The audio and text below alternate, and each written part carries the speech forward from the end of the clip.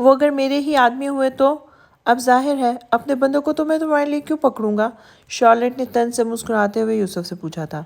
تم ہی انہیں پکڑو گے شارلٹ، پھر چاہے وہ تمہارے ہی بندے کیوں نہ ہوں، کیونکہ ان کے بدلے جو کچھ میں تمہیں دینے والا ہوں وہ تمہاری سوچ سے بھی بہت اوپر ہے۔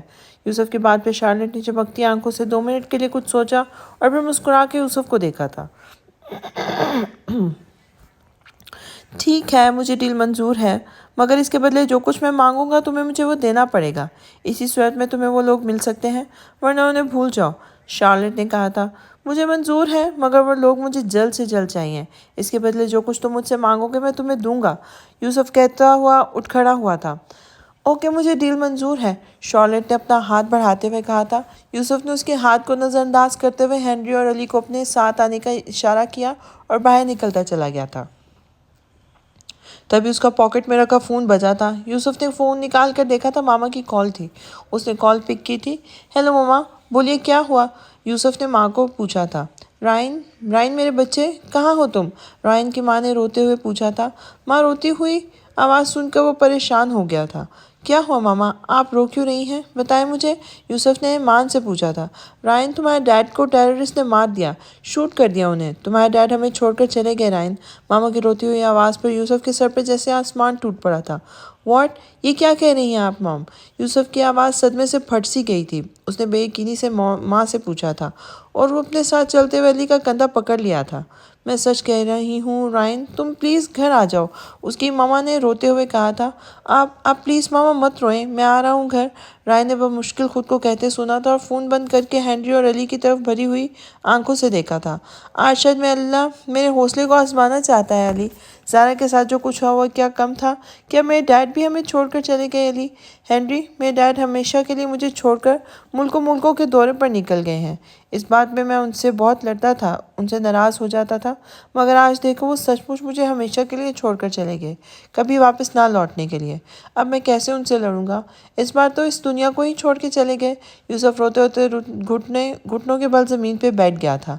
علی کا دل اپنے پیارے سے دوست کے غم پہ پھٹا جا رہا تھا۔ یوسف سے اس کی جب سے ملاقات ہوئی تھی اس نے یوسف کو ہمیشہ غمزدہ ہی دیکھا تھا۔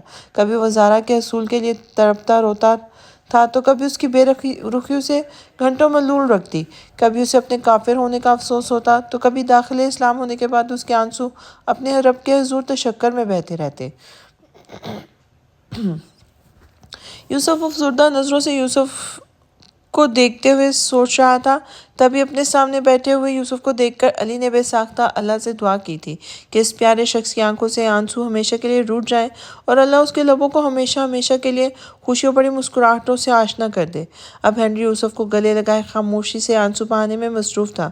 علی نے خود پہ ہی نیچے بیٹھے ہوئے خاموشی سے سسکتے ہوئے یوسف کے کندھوں پہ ہاتھ رکھ کر اسے اپنی آنکھوں میں تسلی دی تھی۔ ہنری بھی ملول سا یوسف سے الگ ہو کر اپنے آنسو پونچھتے ہوئے اسے چپ کروا رہا تھا۔ یوسف، خود کو سنبھالو، تم اپنے ڈیڈ کے بعد اپنے گھر کے واحد مرد ہو، گھر چلو اور اپنی ماں بہنوں کو سنبھالو، انہیں اس وقت تمہاری ضرورت ہے، علی نے مدبرانہ انداز میں سمجھایا تھا اور یوسف بھی اپنا چہرہ صاف کرتے ہوئے سر اس بات میں ہلا کر اٹھ کھڑا ہوا تھا اور اپنی گاڑی کی طرف بڑھ گیا تھا۔ ہنری اور علی بھی اب اس کے ساتھ کھڑے تھے۔ ہاسپٹل میں انہیں بس آدھا گھنٹہ ہی لگا تھا کیونکہ مہمش ڈاکٹر کو کال کر چکا تھا اور ڈاکٹر محشم کے انتظار میں ہی بیٹھا تھا۔ اس کے سٹیچز ریموو ہو چکے تھے۔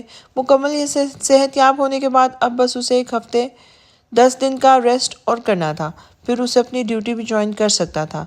بس ایک آدھے مہینے اسے اپنے ہاتھ اور سینے پر پریشر پڑنے والے کام کم کرنے تھے۔ ساری ہدایات سن کر محشم ڈاکٹر سے مصافحہ کرتے ہوئے مہمش کو ساتھ لے کے گھر جانے کے لیے ہاسپٹل سے نکلا تھا۔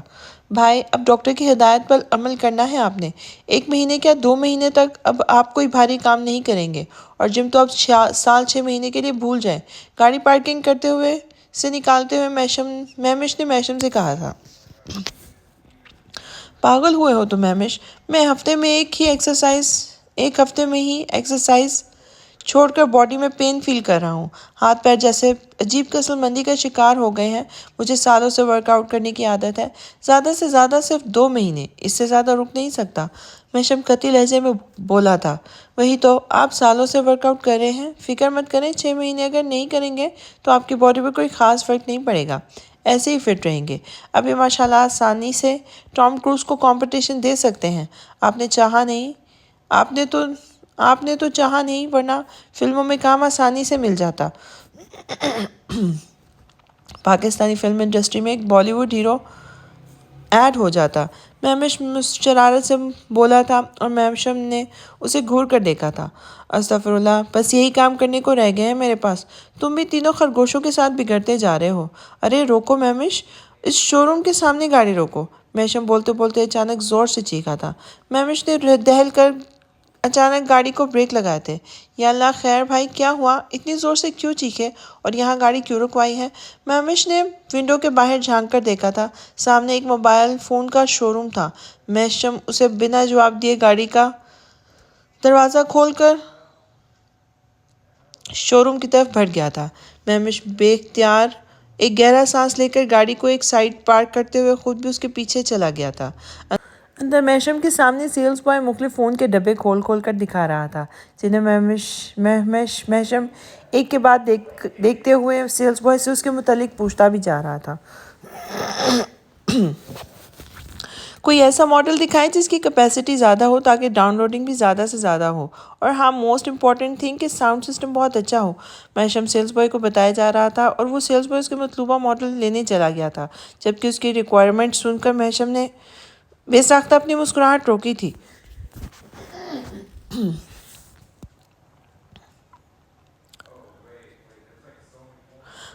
یعنی اپنی بیگم کے سانگ سننے کے لیے فون لیا جا رہا ہے. مہمش کی مسکراتی آواز پر محشم خجالت سے مسکرا کر اسے دیکھنے لگا تھا.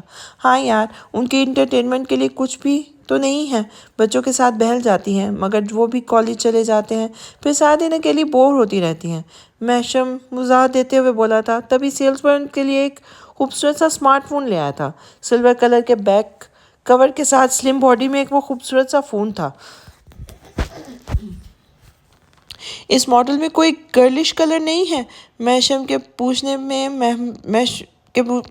پر مہمش کہکا لگا کر ہنس پڑا تھا. سیلز بوائے حیرت سے مہمش کو دیکھنے لگا اور محشم ایک بار پھر خجل سا ہو گیا تھا. سر، کیا آپ کو یہ فون اپنی گرل فرینڈ یا منگیتر کے لیے چاہیے؟ نو عمر سیلز بوائے محشم کے مسکرانے پر خود بھی مسکرا کر شوخی سے پوچھنے لگا تھا. نہیں نہیں یار، میری گرل فرینڈ اور منگیتر والے کچے کام نہیں کرتے میرے بھائی. یہ بچپن سے پکے کام کرنے کے عادی ہے، شادی شدہ ہے اور اپنی وائف کے لیے فون دیکھ رہے ہیں. اس ماڈل میں کوئی پنک شنک کلر نہیں ہے تمہارے پاس، لڑکیوں والا؟ مہمش میں واقعی آج مہمر کی روح حلول کر گئی تھی. آج وہ مسلسل شرارت کے موڈ میں تھا. سیلز بوائے یس سر ہے کہہ کے ایک بار پھر پیچھے لگی ڈسپلے تک چلا گیا تھا، جبکہ محشم چھوٹے بھائی کو گھورنے میں مصروف ہو گیا تھا. ہاں ہاں ہاں، سوری بھائی، بس کر دیں، اتنا مت گھوریں مجھے. سچ آپ کو اس طرح دیکھ کر یقین نہیں ہو رہا کہ ہمارے وہی ریزرو و سنجیدہ سے بھائی ہیں. اب مجھے آپ کو یوں بھابھی کے لیے خوار ہوتے دیکھ کر ہنسی آ رہی ہے، تو اس میں بھلا میرا کیا قصور؟ بتائیں آپ. مہمش معصومیت سے بولا تھا. تبھی سیلز بوائے نے ایک ڈارک پنک کلر کا خوبصورت ماڈل کا فون لے آیا تھا اور محشم اس کی طرف متوجہ ہوا تھا. محشم کو وہ فون ایک ہی نظر میں پسند آ گیا تھا. ہاں یہ بیسٹ ہے. اچھا یہ بتائیں، آپ کے پاس کارڈ لیس ایئر فون ہوں گے، وہ چھوٹے والے؟ محشم کے پوچھنے پر ایک بار پھر مہمش کے لبوں پر ہنسی مچل اٹھی تھی، جیسے وہ بڑی مشکل سے کنٹرول کر سکا تھا. سیلز بوائے نے اسے اب ایئر فون بھی لا دیے تھے اور محشم نے جزا کے لیے بالکل میرون جیسے ایئر فون بھی خرید لیے تھے. پھر فون کا چھوٹا سا شاپر اٹھائے شو روم سے باہر نکل آیا تھا. مہمش بھی اس کے پیچھے پیچھے ہی تھا. مہمش، اب یہ تمہاری ذمہ داری ہے کہ فون تم جزا کو دو گے. کہہ دینا کہ تم نے ان کے لیے گفٹ کے طور پہ لائے ہو. گاڑی میں بیٹھتے ہوئے محشم نے مہمش کو آرڈر دیا تھا. میں کیوں؟ آپ کیوں نہیں دے رہے خود؟ اچھا ہے، بھابھی بھی یہ سوچ کر خوش ہو جائیں گی کہ پہلی بار آپ ان کے لیے کچھ لائے ہیں. مہمش نے پھر سے شرارت سے مسکراتے ہوئے کہا تھا. ہاں، اور اسی خوشی میں وہ اس فون کو بھی کرچیاں کر کے میرے ہاتھ میں تھپا دیں گی کہ یہ لیں. اتنی خوشی مجھ سے سنبھالی نہیں گئی. محشم نے کلرز کر بولا تھا اور اس کے انداز پر گاڑی میں ایک بار پھر مہمش کا کہا گونج اٹھا تھا. بکھرے منتشر بال شدت گریہ سے سوجی ہوئی آنکھیں، کل کے پہنے شکنوں سے بھرے لباس میں بیڈ گراؤنڈ سے ٹیک لگائے بیٹھی وہ رمشا ملک تھی، ریاض ملک کی لاڈلی اور جنونی بیٹی، جو کل میشم کے گھر سے واپس آتے ہی اپنے روم میں بند ہو گئی تھی۔ آج دوسرا دن تھا، اسے بنا کچھ کھائے پیے اپنے روم میں لاک ہوئے۔ کل سے ہی اس نے اپنے باپ ریاض ملک کی بات سنی تھی، نہ ہی وہ اسے کچھ سمجھنے کے موڈ میں تھی۔ ریاض ملک نے ایک دن تو اس کا رویہ یہ سوچ کر برداشت کر لیا کہ کل سے وہ شاید صدمے کے زیر اثر تھی، مگر آج بھی اس نے صبح سے کچھ نہیں کھایا تھا اور وہ کل سے صبح سے ہی مسلسل بھوکی پیاسی اپنے کمرے میں بند پڑی ہوئی تھی، اور اب یہ بات ریاض ملک سے برداشت سے باہر ہو گئی تھی۔ تبھی وہ اس کے روم کے آگے جا کھڑے ہوئے تھے اور جارحانہ انداز میں دروازہ بجانے لگے تھے۔ دروازہ کھولو رمشا، اب بہت ہو گیا، بہت آزما لی تم نے میری برداشت کو، دروازہ کھولو ورنہ مجھ سے برا کوئی نہیں ہوگا۔ ریاض ملک غصے سے دھاڑ اٹھے تھے اور ان کی دھاڑتی آواز سن کر رمشا نے گھٹنوں سے سر اٹھایا تھا اور باپ کے غصے کا سوچتے ہوئے بیڈ سے اٹھ کر خاموشی سے دروازہ کھول دیا تھا۔ دروازہ کھولتے ہی وہ دوبارہ جا کر اپنے بیڈ پہ بیٹھ گئی تھی۔ یہ سب کیا ڈرامہ ہے؟ کب تک چلے گا رمشا؟ کب تک سوگ مناؤ گے اس میشم کے بے وفائی کا؟ کب تک ماتم کرو گے تم اس کے رویے، اس کے دیے دھوکے کا؟ ریاض ملک غصے سے بولتے ہوئے اندر چلے آئے تھے اور انہوں نے بازو سے پکڑ کر رمشا کو اپنے سامنے کھڑا کر لیا تھا۔ تبھی ان کی نظر اس کے حلیے پہ پڑی تھی اور شدید غصے کی لہر ان کے وجود میں دوڑ گئی تھی۔ ان کے سامنے کھڑی یہ رمشا ان کی طرح دار بیٹی رمشا سے بالکل الگ تھی۔ الجھے بکھرے بال، وحشت سے بھری ہوئی سرخ سوجی ہوئی انگارہ آنکھیں اور کل کے پہنے شکنوں سے بھرے کپڑوں کے ساتھ وہ انہیں اپنی رمشا کی بجائے کوئی برسوں کی مریض لگ رہی تھی۔ ریاض ملک نے اس کا حال دیکھ کر بڑی مشکل سے خود کو کنٹرول کیا تھا، ورنہ دل تو چاہ رہا تھا کہ اپنی لاڈلی بیٹی کو ایک زوردار تھپڑ مار کے اس کا دماغ درست کر دے۔ کیا حال بنایا ہوا ہے تم نے اپنا رمشا؟ کیوں خود کو اذیت دے رہی ہو تم؟ یہ حشر تمہیں اپنے دشمن کا کرنا چاہیے اور وہ تم اپنا کیے بیٹھی ہو۔ یاد رکھو، خود کو کمزور ثابت کر کے تم اس شخص کو طاقتور بنا رہی ہو۔ یہ رونا دھونا چھوڑ کر مچا کر تم اس میشم پر یہ جتا رہی ہو کہ تم اسے ہار چکے ہو، مگر ایسا نہیں ہو سکتا۔ میں تمہیں ہارنے نہیں دوں گا کیونکہ تم میری بیٹی ہو رمشا، ریاض ملک کی بیٹی۔ میشم نے کیا کیا ہے اس کا بدلہ تو میں اسے سود سمیت واپس لوں گا، مگر مجھ سے زیادہ اس نے تمہیں ناقابل برداشت تکلیف دی ہے، اور اب تم اس میشم کو اس سے بھی بڑا گھاؤ دو گی۔ تمہیں اپنے دشمن کو بنا اس کے انجام تک پہنچائے چین سے نہیں بیٹھنے دینا۔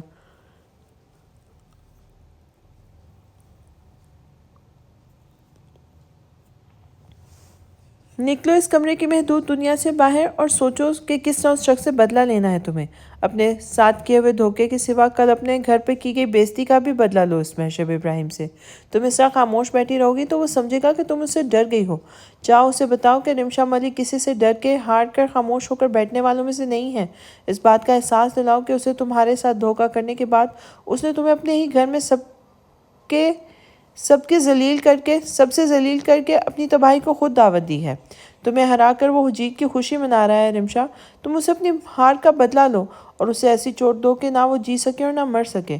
اس لڑکی کے لیے میشم نے تمہیں بے عزت کیا ہے اور اب تم اس لڑکی کا وہ حشر کرو گی کہ میشم تڑپتا رہ جائے گا۔ بدلہ لو رمشا، میشم ابراہیم سے بدلہ لو۔ ریاض ملک رمشا کو دونوں بازوؤں سے پکڑ کر جھنجھوڑتے ہوئے بولتے جا رہے تھے۔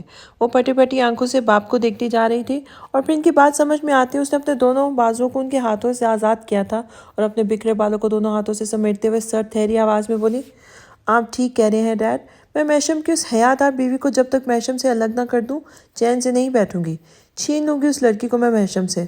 میشم میرا ہے اور میرا ہی رہے گا۔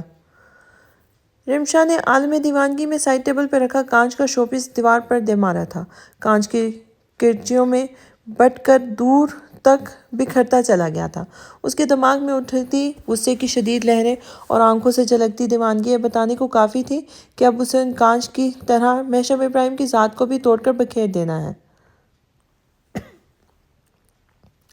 وہ مہمش کے ساتھ گھر آیا تھا۔ سامنے ہی ہال میں اسے ضیاء الدین اور اس کی اپنی بیوی مرکزی صوفے پر بیٹھے دکھائی دیے تھے۔ ضیاء الدین اس کے دائیں طرف والے صوفے پہ بیٹھا تھا اور جزا ضیاء صاحب کے بائیں طرف والے صوفے پہ بیٹھی تھی۔ مہر محمود جزا کے برابر کرسیاں ڈالے بیٹھے تھے۔ مہران وہاں موجود نہیں تھا۔ السلام علیکم، میشم نے اندر داخل ہوتے ہوئے کہا تھا۔ وعلیکم السلام برخودار، کیسی طبیعت ہے آپ؟ ضیاء صاحب میشم کو دیکھتے اپنی جگہ سے اٹھ کھڑے ہوئے تھے۔ میشم بھی آگے بڑھ کے ان کے گلے لگا تھا۔ جزا میشم کو دیکھ کے اپنی جگہ سے اٹھ کھڑی ہوئی تھی اور اس کے برابر سے سر جھکا کر نکل گئی تھی۔ محشم ضیاء صاحب سے الگ ہوا تھا تبھی اس کی بے قرار نظریں ہال سے باہر جاتی اپنی خفا خفا سی بیوی پہ پڑی تھی، مگر وہ اس کی نظروں کی طرف سے بے نیاز سیدھی باہر نکلتی چلی گئی تھی۔ اس نے محشم پہ ایک نظر غلط بھی نہیں ڈالی تھی، اس لیے وہ ملول سا ہال کے داخلی دروازے پر نظر ٹکائے کھڑا رہ گیا تھا۔ تبھی کرسی پر بیٹھے مہمر کی زبان پہ کھجلی ہوئی تھی۔ بھابی شاید پانی لینے گئی ہیں اندر، آپ کے لیے، آپ آرام سے بیٹھ جائیں۔ مہمر کی اونچی اور شرارتی آواز پر محشم چونک کے اسے دیکھنے لگا تھا۔ جزا کے چھوڑے ہوئے صوفے پہ بیٹھ گیا تھا۔ تبھی محشم ابھی سب کو سلام کرتا ہوا اندر داخل ہوا تھا۔ محمود بڑے بھائی کو دیکھ کر اپنی کرسی سے اٹھ کھڑا ہوا تھا اور مہمش چلتا ہوا محشم کے پاس ہی آ بیٹھا تھا۔ بھئی محشم، یہ پیاری سی بچی جزا تمہاری بھابی ہے نا؟ بہت خوشی ہوئی ان سے مل کر، واقعی بہت ہی اچھی عادات کی ہیں۔ ویسے کس سے شادی ہوئی ہے جزا کی، مہمر سے یا محسب سے؟ ڈی آئی جی ضیاء الدین نے لب بھیج کر مسکراہٹ دباتے ہوئے جزا کے بارے میں تبصرہ کر کے اس کے شوہر کے بارے میں بھی پوچھ ڈالا تھا، جبکہ اس کی بات سن کر محشم حقیقتاً اچھل پڑا تھا اور مہمش کا منہ بھی حیرت سے کھلا کا کھلا رہ گیا تھا۔ باقی سب کے لبوں پر دبی دبی مسکراہٹ مچل رہی تھی۔ نہیں نہیں سر، جزا میری بیوی ہے، محشم جیسے تڑپ کر بولا تھا، مگر ضیاء الدین جزا کے تعارف پر مصنوعی انداز میں حیران ہوتے ایکٹنگ کرتے ہوئے حیرت سے آنکھیں کھول کر محشم کو دیکھنے لگے تھے۔ ان کی بیوی اور بیٹا بھی برابر ان کا ساتھ دے رہے تھے۔ مہمر اور محمود چپ کے مسکرا رہے تھے، جبکہ ضیاء الدین کی حیرت پر محشم شرمندہ ہوتا سر کھجانے لگا تھا۔ محشم بیٹا، آپ نے یوں اچانک چھپتے چھپاتے شادی کر لی، کسی کو بتایا بھی نہیں؟ کم سے کم ہمیں تو بتاتے تو ہم قاعدے سے ساری رسمیں کرتے، دھوم دھام سے آپ کی شادی کرتے، سرینا بیگم نے کہا، اور محشم کو اپنے بیٹے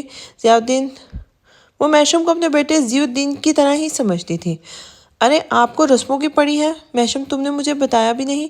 میں سمجھتا تھا کہ تم مجھے اپنے باپ کی جگہ سمجھتے ہو اور تم نے مجھے ایک پل میں غیر بنا دیا۔ ضیاء الدین بھی پل میں جذباتی ہوئے تھے، جبکہ محشم ان کے انداز پر بوکھلا گیا تھا۔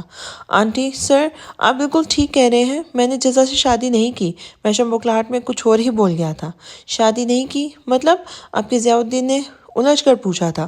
سر، میرے کہنے کا مطلب ہے کہ میں نے ابھی جزا سے شادی نہیں کی، ان سے بچپن میں ہی میرا نکاح ہو گیا تھا۔ ابھی میرے ایکسیڈنٹ سے کچھ دن پہلے ہی جزا گھر آ گئی ہیں۔ نانا جان نے انہیں رخصت کر دیا ہے۔ میں آپ کو بتانا چاہتا تھا مگر اچانک ہی ایکسیڈنٹ ہو گیا تو اس لیے نہیں بتا سکا۔ محشم نے تفصیل سے بتایا تھا، جسے سن کر سب کے چہروں پر مسکراہٹ آ گئی تھی۔ ہاں ضیاء، آپ بس کریں، کیوں محشم کو پریشان کر رہے ہیں؟ سرینا بیگم کھلکھلا کے ہنس پڑی تھی۔ ضیاء الدین جلدی سے اپنی جگہ سے اٹھ کھڑا ہوا تھا۔ اس نے محشم کے پاس جا کر اسے گلے لگا کر مبارکباد دی تھی۔ بھئی محشم، شادی تمہارے بچپن میں کیسے ہوئی ہمیں نہیں پتا، مگر اب تو تم ہمیں اپنا ولیمہ کب کھلا رہے ہو؟ ضیاء الدین نے پوچھا تھا۔ وہ ایکچولی ضیاء الدین، کچھ فیملیز ایشوز ہیں، جزا کے پیرنٹس ابھی ولیمے میں شرکت نہیں کر سکیں گے کیونکہ ان کی تھوڑی سی خفگی چل رہی ہے۔ جزا اور میرا ساتھ، اس لیے بس ابھی تک ولیمے کا ڈیسائیڈ نہیں ہوا ہے۔ محشم نے جیسے ضیاء صاحب کو وضاحت دی تھی۔ تو ولید اور سارا بھابی بھی تو ولیمے میں شرکت کرنے سے رہے۔ ضیاء صاحب نے بولتے ہوئے محشم کا چہرہ دیکھا تھا، جو اس کی زبانی اپنی خالہ اور خالو کا نام سن کر دنگ رہ گیا تھا۔ سر، آپ کیسے جانتے ہیں انہیں؟ محشم نے حیرت سے پوچھا تھا۔ میں نہ صرف انہیں جانتا ہوں بلکہ یہ بھی جانتا ہوں کہ وہ لوگ ولیمہ تو دور جزا سے ملنے تک نہیں آ سکتے۔ وہ لوگ اس دنیا سے چلے گئے ہیں، ان کی دوبارہ اس دنیا میں واپسی نہیں ہوتی۔ ضیاء صاحب کے بات نہیں دھماکہ تھی جو عین محشم کے سماعتوں پر ہوا تھا۔ وہ 2 منٹ کے لیے اسے جیسے کچھ سنائی دینا بند ہو گیا تھا۔ وہ اپنی خوبصورت چاکلیٹ براؤن آنکھوں کو پوری طرح کھولے اپنے سامنے بیٹھے ضیاء صاحب کو دیکھنے لگا تھا، جبکہ محمود، مہمر اور اسی وقت اندر داخل ہوتے مہران نے بھی یہ خبر سن کر لڑکھڑا کر رہ گیا تھا۔ سر، آپ ولید انکل کو کیسے جانتے ہیں؟ اور ان کا اور خالہ جانی کا انتقال؟ مہمش بے ربط سا بولا تھا۔ ضیاء صاحب نے باقی ان سب بھائیوں کی دماغی حالت کو سمجھ رہے تھے۔ انہیں پتا تھا کہ اس انکشاف پر ان لوگوں کا یہی ری ایکشن ہوگا۔ انہیں ایک بار پھر جزا کی بیوقوفی پر افسوس ہوا تھا۔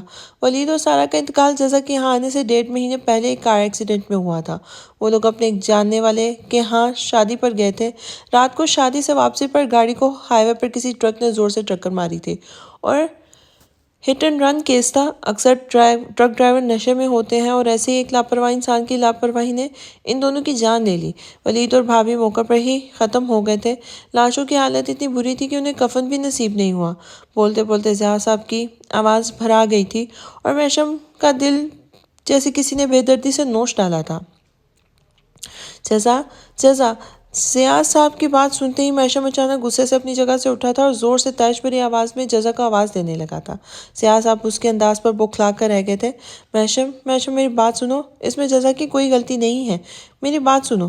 ضیاء صاحب بولتے بولتے گھبرا کر اٹھے تھے مگر میشم ان کی بات نظر انداز کرتا ہال کے داخلی دروازے سے اندر آتی جزا کو دیکھنے لگا تھا، جو میشم کی اتنی اونچی آواز پر گھبرائی ہوئی سی باہر نکل آئی تھی۔ ولید انکل اور خالہ جان سے بات کروائیں میری، ابھی کے ابھی۔ میشم کے گرجدار آواز پر وہاں سب بیٹھے لوگ بری طرح گھبرا گئے تھے۔ وہ میشم چٹاخ جزا کے کلاتی ہوئی آواز پر میشم خود کو روک نہیں سکا تھا، نہ چاہتے ہوئے بھی اس کا ہاتھ اٹھا تھا اور جزا کے چہرے پر نشان چھوڑ گیا تھا۔ تھپڑ اتنا زوردار تھا کہ جزا پلٹ کر دروازے کے پاس جا گری تھی۔ میشم کا صدمہ بہت بڑا تھا، جان سے پیاری خالہ کو آخری لمحوں میں دیکھ نہیں سکا تھا اور تو اور جزا نے بھی اب تک اسے نہ بتا کر اتنے بڑے دھوکے میں رکھا تھا۔ یہ صدمہ اس سے بھی زیادہ بڑا تھا جبکہ اس کے تھپڑ مارتے ضیاء صاحب سمیت تینوں خرگوش بھی اپنی جگہ دہل کر رہ گئے تھے۔ ان تینوں نے جلدی سے آگے بڑھ کر سامنے گری جزا کو اٹھایا تھا، جو بے یقینی سے چہرے پہ ہاتھ رکھے میشم کو دیکھ رہی تھی۔ میشم تم نے جزا پر ہاتھ اٹھایا، وہ بھی ہمارے سامنے، شرم آنی چاہیے تمہیں۔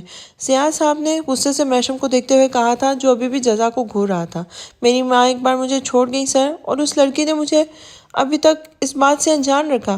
1.5 مہینے پہلے خالہ جانی اور انکل ہمیں چھوڑ کر چلے گئے مگر ہم اب تک ان کی موت سے انجان رہے۔ اتنے دن سے یہ ہمارے ساتھ رہ رہی ہیں، اس نے اپنے سگے ماں باپ کی موت کی خبر بھی نہیں دی، دھوکہ دیتی رہی کہ اس کے ماں باپ اس کے یہاں آنے سے ناراض ہیں۔ پھر بھی آپ کہہ رہے ہیں کہ میں اس پہ ہاتھ کیوں اٹھایا؟ اس دنیا میں جس چیز سے مجھے سب سے زیادہ نفرت ہے وہ ہے دھوکہ، اور جزا نے مجھے دھوکہ دیا ہے سر۔ میشم کی آواز میں طوفان جیسی گھن گرج تھی۔ اس کے سارے بھائی بھی ششدر سے حیرت سے کھڑے اپنے بھائی کی دھار سن رہے تھے۔ سارا خالہ ہماری دوسری ماں تھی، اپنی اولاد سے بڑھ کر مانتی تھی وہ ہم تینوں بھائیوں کو، اور اپنے ہاتھوں سے پالا پوسا تھا انہوں نے ہمیں۔ ماما سے زیادہ فکر کرتی تھی ہماری، اپنے ہاتھوں سے کھلاتی پلاتی تھی۔ اس وقت تک خالہ جانی کی شادی بھی نہیں ہوئی تھی اور نہ اس لڑکی کا اتا پتہ تھا۔ میں میمر شورین محسف ان کی گود میں کھیل کے بڑے ہوئے تھے اور پھر ہم ترکی چلے گئے اور یہاں ہمارے خالہ جانی کی شادی ہو گئی۔ میری ماں کے انتقال کے بعد میں یہ سوچ کر خود کو تسلی دے لیا کرتا تھا کہ میری سارا خالہ جانی کا ہاتھ میرے سر پہ موجود ہے، وہ دور رہ کے بھی میرے پاس ہے۔ ولید انکل مجھ سے نفرت کرنے لگے تھے لیکن خالہ جانی تب بھی مجھے اپنی جان سے بڑھ کر پیار کرتی تھی، اور اب ماما کی طرح وہ بھی چلی گئی ہیں، اور اس سنگدل لڑکی نے اس بارے میں مجھے نہیں بتایا، دھوکہ دیا اس نے مجھے۔ میشم ضبط سے بھیچی بھیچی آواز میں بولا تھا اور بولتے بولتے نڈال ہو کر اپنے گھٹنوں پر بیٹھ گیا تھا۔ لاکھ ضبط کرتے کرتے بھی اس کے آنسو بہہ نکلے تھے۔ گھٹ گھٹ کر روتے ہوئے اس کی آواز درد کی شدت سے بند ہو گئی تھی۔ آج اسے محسوس ہوا تھا کہ وہ پوری طرح یتیم ہو چکا تھا۔ وہ جبکہ جزا اپنے غم کو بھلائے سب کے بیچ روتے میشم کے پاس جا بیٹھی تھی۔ میرے پاپا کی اس نفرت نے میرے ہونٹوں پر کفل لگا دیے تھے میشم۔ میں چاہتی تھی کہ پہلے پاپا کے لیے آپ کے دل میں موجود نفرت کو ختم کروں، مگر میں چاہتے ہوئے بھی آپ سے اس بارے میں بات نہیں کر سکی۔ یہاں آتے ہی آپ کا ریئیکشن دیکھ کر مجھے میری ہمت نہیں ہوئی آپ سے کچھ بھی کہنے کی۔ مجھ سے غلطی ہو گئی ہے میشم، پلیز مجھے معاف کر دیں۔ میشم کے غصے پر فوراً اس سے خفا ہو جانے والی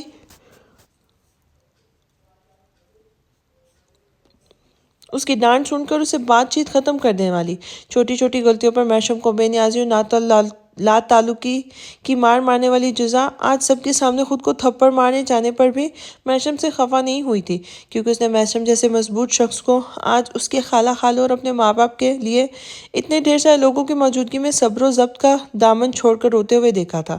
اور جزا جانتی تھی کہ آنسو جھوٹے نہیں تھے، کوئی بھی مرد اپنے آنسو کو ایسے سب کے سامنے نہیں بہاتا۔ مرد آنسو تب بہاتا ہے جب وہ بے بسی کی آخری حد پر ہوتا ہے۔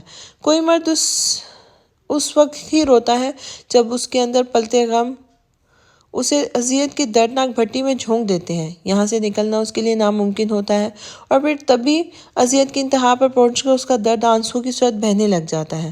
آج بھی وہ شدید اذیت میں تھا، وہ بھی تکلیف سے تڑپ رہا تھا۔ آج اس درد میں آنسو کی صورت بہہ رہا تھا، آج اس کا درد بھی آنسو کی صورت بہہ رہا تھا۔ اس لیے جزا کی بات سن کر بھی نہ اس نے اپنا سر جھکا، सर ऊपर उठाया था और ना ही आंख उठा के उसे देखा था, तो वही अब मायूस सी होकर खामोश बैठी रह गई थी। महशम मेरे बच्चे, तुम्हारा गम मैं समझ रहा हूँ और जज़ा की गलती भी मुझे दिख रही है, मगर तुम ठंडे दिमाग से सोचो तो अपनी तरफ से जज़ा भी गलत नहीं है। वो तुम्हारे रवैये ने उसे डरा रखा था। वो तुम्हारे दिल में वलीद के लिए मौजूद गुस्से से डरती थी। उठो और यहाँ बैठो मेरे साथ। ज़िया साहब ने उठाकर उसे मरकजी सोफे पे ले आए थे और फिर धीरे धीरे महशम के कंधे पे हाथ रखकर उन्होंने उसे बताना शुरू किया था। वलीद मेरे बचपन का दोस्त था। बचपन से मेरा वलीद के घर और वलीद का मेरे घर आना जाना था। मेरी शादी जल्दी हो गई थी और उसकी शादी देर से हुई थी। मैं उसकी शादी में भी पेश रहा था। तुम लोग शायद शादी में नहीं आए थे क्योंकि तुम उस वक्त तुर्की में थे। फिर जज़ा भी मेरे सामने पैदा हुई थी और जब जज़ा 5 साल की थी तो तुम लोग वापस पाकिस्तान शिफ्ट हो गए थे। मुझे याद है भाभी तुम्हारे दोबारा यहाँ आने का सुनकर बहुत खुश हुई थी। मैं अक्सर उनकी ज़ुबान से तुम लोगों के बारे में सुनता रहता था। फिर अचानक मेरी पोस्टिंग के ऑर्डर्स आ गए थे और मैं कराची आ गया था। जिन दिनों जज़ा का निकाह तुमसे हुआ मैं उस वक्त कराची में था और ज़ियाउद्दीन की तबीयत की ख़राबी की वजह से निकाह में शिरकत नहीं कर सका था। बाद में जब मैं वलीद से मिलने गया था तब तुम लोग मरी वापस जा चुके थे। भाभी ने मुझे तुम्हारे निकाह की तस्वीरें दिखाई थी। मैं बहुत खुश था कि जज़ा अपने में गिर जाएगी। तो मुझे उस वक्त भी बहुत पसंद आए थे। सब ठीक ठाक चल रहा था। फिर कुछ महीने बाद ही मुझे वलीद से पता चला कि उसकी और तुम्हारी मम्मी के बीच ज़बरदस्त झगड़ा हुआ है और उसकी वजह भी मुझे उसने बताई थी। वलीद को मैंने बार बार समझाया कि वो गलत कर रहा था और ये भी कि वो इतनी शिद्दत पसंदी इख्तियार ना करे और ना ही तुम्हारी फैमिली से ताल्लुक़ ख़त्म करे क्योंकि जज़ा का रिश्ता तुम्हारे साथ जुड़ा हुआ था। मगर उसके सर पे उस वक्त न जाने कैसी जिद सवार हो गई थी कि वो मेरी हर बात पर आंख बंद करके मान लिया करता था। इस मौजू पर उसने मेरी एक ना सुनी और अपनी बात पर डटा रहा। सारा भाभी भी इस झगड़े से और कता ताल्लुकी से बहुत मलूल और उदास रहती थी, मगर वलीद को उसका भी एहसास नहीं था। मैं सब हालात से बाखबर था और फिर बाद में मैंने ही वलीद को फिर बाद में भी वलीद ने मुझसे कई दफ़ा कहा कि वो खुला के लिए केस करे और जज़ा की शादी कहीं और करेगा, मगर तुम दोनों का साथ शायद किस्मत में लिखा था। तभी वलीद की मौत से ये झगड़ा ख़त्म हो गया। मगर जज़ा अपनी जगह गलत नहीं है मेरे बच्चे। मैं भाभी और वलीद के इंतकाल पर जब तुम्हारे नाना जान से मिला था तो मैंने उनसे तुम्हारे बारे में पूछा था और उन्होंने बताया था कि उनके पास जो तुम्हारा मौजूदा नंबर था वो बंद था और उनके सिवा किसी और से तुमसे कोई कांटेक्ट नहीं है और शायद वो तुम्हें जानबूझकर इस बारे में बताना नहीं चाहते थे। इसलिए तुम जज़ा को कसूरवार मत समझो। उसने तुम्हें धोखा नहीं दिया, बस ये तुम्हारे डर से मजबूर थी। सियाह साहब ने महशम के कंधे पर तसल्लिया में इस अंदाज में हाथ फेरते हुए बोलते जा रहे थे। महशम अब दोनों हाथों से अपना चेहरा साफ किए ज़िया साहब की बातें सुन रहा था। पहली बार जब मैं तुमसे मिला था तो मुझे लगा कि मैंने तुम्हें कहीं देखा है। मुझे कई बार गुमान होता भी था कि तुम जज़ा के शौहर हो शायद, मगर वलीद और सारा भाभी भी तुम्हें शामी कहते थे। इसलिए नामों की इस फ़र्क की वजह से मैंने हर बात इस ख्याल को झटक देता था। और वैसे भी तुम अब काफ़ी चेंज हो गए हो और अपने बचपन से भी ज़्यादा खूबसूरत हो गए हो। सियाह साहब ने इस बार मुस्कुराते हुए बोले थे, जबकि उनकी तारीफ पर महशम मुस्कुरा भी नहीं सका था और वो तीनों खरगोश तो शुरू से ही खामोश खड़े आंसू बहा रहे थे। अब न जाने उन्हें क्या बात रुला रही थी, खालू का गम या अपने भाई का भाभी से बुरा सलूक और उनके वादा खिलाफी। उनसे कुछ दूर बैठा महमिश भी जब से सुर्ख पड़ती आंखों से अपनी जान से प्यारी खाला जानी को याद कर रहा था, जबकि जज़ा भी महमिश के पास बैठी खामोशी से आंसू बहा रही थी। ज़ियाउद्दीन और सरीना बेगम जो कब से खामोश थे एक तरफ खड़े थे। अब उनके साकित वजूद में भी जैसे हलचल हुई थी। ज़ियाउद्दीन ने सोफे पर सर झुकाए खामोश बैठे महशम की जगह पास जाकर बैठ गया था और सरीना बेगम ने आगे बढ़कर खामोशी से रोती हुई जज़ा को कंधों से थाम कर उठाया था। महशम, बेशक तुम्हारा गम बहुत बड़ा है मेरे भाई, लेकिन तुम्हें सहारा देने के लिए तुम्हारे पास तुम्हारे गम को तुम्हारे भाई मौजूद हैं। मगर जज़ा को कोई देखो, वो अकेली है। उसने तन्हा अपने माँ बाप को खोने का गम सहा है। एक बार ठंडे दिमाग से अपने गम के सिवा उसके लिए भी ज़रूर सोचना। ज़ियाउद्दीन ने महम का कंधा थपकते हुए कहा था। तब महशम ने اپنے سامنے بیٹھی جزا کی طرف خفیف سی نظریں سے دیکھا تھا۔ زینب بیگم کے ساتھ ساکت سی کھڑی جزا بنا ہلے جلے نیچی نظروں سے فرش کو گھور رہی تھی۔ ضیاء میں کہہ رہی تھی اگر میشم کی اجازت ہو تو فی الحال 1-2 دن کے لیے ہم جزا کو اپنے ساتھ لے جاتے ہیں۔ زرینہ بیگم کے کہتے ہی خاموش بیٹھے میشم نے جھٹکے سے سر اٹھا کر انہیں دیکھا تو ایک ترچھی نظر اپنے پاس بیٹھے ضیاء الدین پہ ڈالی تھی۔ نہیں آنٹی، جزا کی طبیعت ٹھیک نہیں ہے، انہیں نمونیا ہو گیا ہے، ان کا ٹریٹمنٹ چل رہا ہے اور ابھی بھی ڈاکٹرز کو دکھانے کے لیے لے کے جانا ہے۔ میشم کے دو ٹوک انداز پر ضیاء الدین صاحب نے آنکھوں میں بیوی کو اشارہ دیا تھا اور خفیف سے انداز میں گردن ہلانے لگے تھے۔ ان کی بیوی ان کا واضح اشارہ سمجھ گئی تھی تبھی خاموش ہو گئی تھی۔ ضیاء صاحب اپنی جگہ سے اٹھ کھڑے ہوئے تھے۔ اچھا میشم بیٹا، ہمیں اجازت دو، پھر ہم آئیں گے۔ اب تو یہ گھر تمہارے ساتھ ساتھ میری بیٹی کا بھی ہے، میں اسے ملنے بھی آؤں گا۔ ضیاء صاحب بولے تھے اور ضیاء الدین بھی اپنی جگہ سے اٹھ کھڑا ہوا تھا۔ پھر ضیاء صاحب، زرینہ بیگم اور ضیاء الدین سب کو الوداع کہتے ہوئے خواب نگر سے نکلتے چلے گئے تھے۔ بھابھی چلیں، آپ کی دعا کا وقت ہو گیا ہے۔ آپ نے دن کو بھی نہیں لی تھی۔ محمود کے کہنے پر خاموش کھڑی جزا بنا کچھ بولے سر ہلاتی ہوئی ہال سے نکلتی چلی گئی تھی۔ اب تینوں خرگوشوں کا رخ سامنے بیٹھے میشم اور مہمش کی طرف تھا۔ سب سے پہلے مہران آگے بڑھ کر میشم کو بالکل سامنے آگے کھڑا ہوا تھا۔ مہمش بھائی، آپ بھائی سے کہتے کہ بھابھی ہمارے لیے ہماری ماما جیسی ہیں۔ آج کے بعد کوئی ہماری ماں جیسی بھابھی کے ساتھ ٹھیک سے رہے گا تو ہم اس کے ساتھ ٹھیک سے رہیں گے، اور اگر کوئی ان کو مار پیٹ کرے گا تو ان کے سامنے چیخنا چلانا کرے گا تو ہم ان سے بات تو دور ان کی طرف نظر اٹھا کے بھی نہیں دیکھیں گے، چاہے پھر وہ ہمارے باپ جیسے بھائی ہی کیوں نہ ہو۔ مہران غصے سے بولا تھا اور خاموش بیٹھے میشم نے شدید حیرانگی سے سر اٹھا کے اسے دیکھا تھا۔ ہمیں افسوس ہے، بہت افسوس، ہم نے کبھی اپنے ڈیڈ کو ماما سے اونچی آواز میں بات کرتے نہیں سنا تھا، اور آج انہی کے بیٹے نے سب کے سامنے اپنی بیوی پر ہاتھ اٹھا کر ان کی روح کو کتنی تسکین پہنچائی ہوگی۔ یہ محمود کے الفاظ تھے۔ میشم اب ٹکر ٹکر اس کی شکل دیکھ رہا تھا۔ ماما آج زندہ ہوتی تو شاید اس صدمے سے انہیں ایک آدھ ہارٹ اٹیک تو آ ہی چکا ہوتا کہ ان کے لاڈلے بیٹے شامی نے آج سب کے سامنے کتنا بڑا کارنامہ انجام دیا ہے۔ ہم سے کیے پرومس کو ایک بار بھی نہیں، بار بار توڑا ہے، مگر ہم اپنے پرومس کو نہیں توڑیں گے مہمش بھائی۔ بھائی نے اگر بھابھی سے آج کے بعد ایسا سلوک کیا تو ہم مرتے دم تک بھائی سے بات نہیں کریں گے۔